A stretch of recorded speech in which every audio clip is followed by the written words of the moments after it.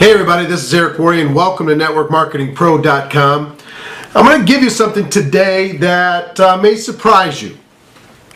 And here's what it is. It's not required that you love every single part of network marketing in order for you to be successful. There's this interesting concept that floats around the world that says, find something that you love to do and do that for the rest of your life and you'll never work a day in your life. I think that's wildly misunderstood.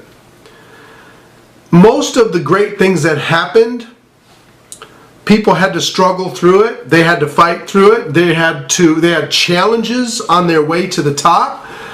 They didn't love it all, but their purpose drove them through the things that they didn't love. You take the Martin Luther Kings. He didn't love the fact that he had to deal with so much injustice constantly in order to be able to see that vision through. He didn't love that part, but his purpose drove him through it. You take a look at Richard Branson.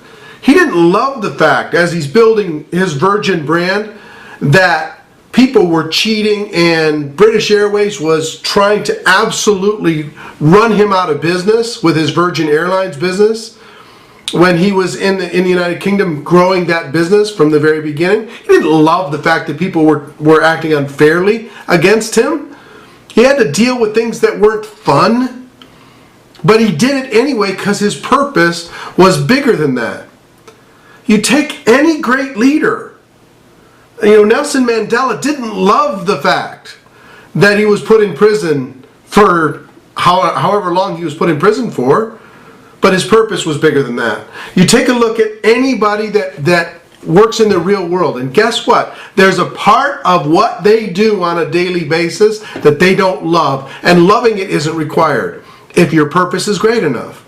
So here's my point to you with all of this inside of network marketing. You don't have to love every single thing. You don't have to love doing a home meeting. You don't have to love making a list and calling somebody, trying to convince them out of a certain way of thinking and opening their minds to what it is that we have.